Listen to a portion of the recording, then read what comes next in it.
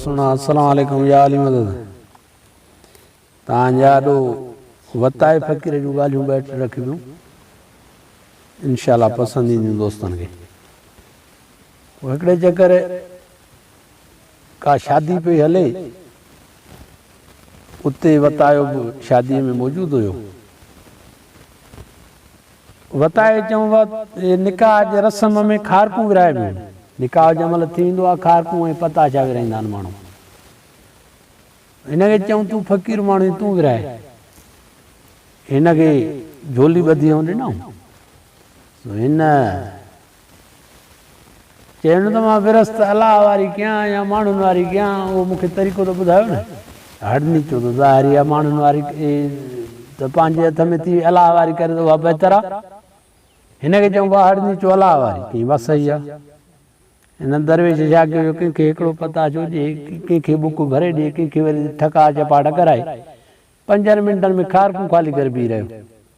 चयोसि फ़क़ीर छा कयो अधु माण्हू रहिजी विया ऐं कंहिंखे ॾींदो कंहिंखे धको ईंदो ई बाबा अलाह जी विरस्त बेड़ी आहे ॾिसो था के पेजारनि में न के फ़क़ीरनि मूं जहिड़ा के कीअं न के कीअं न सुणाया ई वताए फ़क़ीर जी पहिरीं ॻाल्हि। वरी सुणा वताए फ़क़ीर कंहिं ॻोठ में खिरियात पई हले सो हिनखे ख़बर पई त इन ॻोठ में खिरियात थी हले। फ़क़ीर वञी पहुतो। फ़क़ीर बी ॾाढी कोशिशि कई त भतु मिले पर हिनखे भतु न मिलियो। ॾिठई त जंहिंखे भला कपिड़ा आहिनि या घोड़नि ते था अचनि उन्हनि खे ॾाढा ताम पिया था ॾियनि।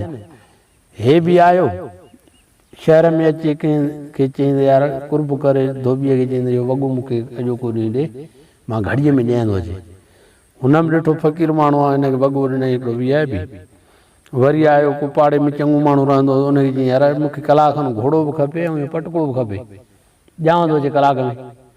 अदा उन बि घोड़ो बि ॾिनोसि पटको बि ॾिनोसि। ॾाढो फ़क़ीर तयारु थी कपिड़ा वपड़ा पाए ऐं बोस्के जो पटको ॿधो पियो मालिकनि जो परे खां ॾिठो त को रेस बि थो अचे अलाए डोड़ी वञी एकड़े मुंडे ते पहुता त घोड़े खे वठूं आया त हिनखे वठूं आया वे वर्रा वे वे वे हवा हिनखे विहारियऊं।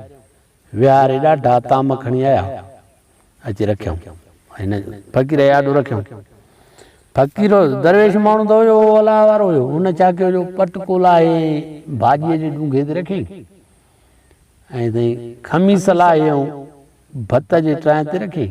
हुननि चयो बाबा छा थो करे दरवेश कपिड़ा ध्यानु करे विञाई ॿधो चई बाबा मां वतायो फ़क़ीर आहियां साॻो सुञाणो अॻाड़ो आयो बी मूंखे कंहिं कुझु कोन ॾिनो। हे त हिननि खे ॾिनो अथव न कपिड़नि खे ऐं मूंखे त कुझु बगाड़ो कोन मिलियो सो हे हिननि जो हक़ु आहे हे खाइनि मां न खाईंदुमि। सुणाया ई वताए फ़क़ीर जी ॿी ॻाल्हि।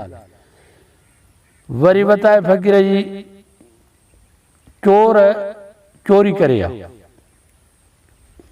चोर वताए फ़क़ीर जी चोरी करे आ साईं पुछई अचे रस्ते में यार मुंहिंजो जेको आहे दर पटे आहे न अलाए कंहिं पटियो आहे त चवणीअ में हूंदो आहे अलाह खे ख़बर मूंखे न आहे ख़बर त हुनजो चयो अलाह खे ख़बर मूंखे न आहे ख़बर त फ़क़ीर चयो हा माना चोरी अलाह कई आहे हे त भेण शायदि थी वियो।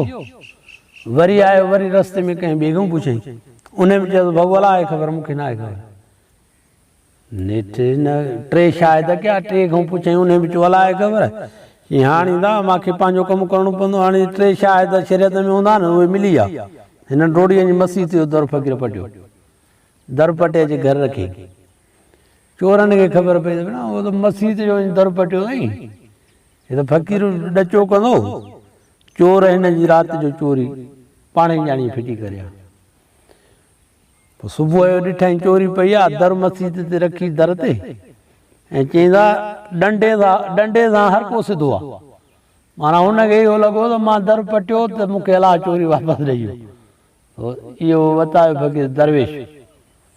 सुणा इहे ॻाल्हियूं जी पसंदि आयूं हुजनि त महिरबानी करे ॿुधाइजो ऐं अॻिते बि अहिड़ियूं ॻाल्हियूं तव्हां ॾे मोकिलींदा रहंदासीं। अस्सलाम वालेकुम या अली मदद।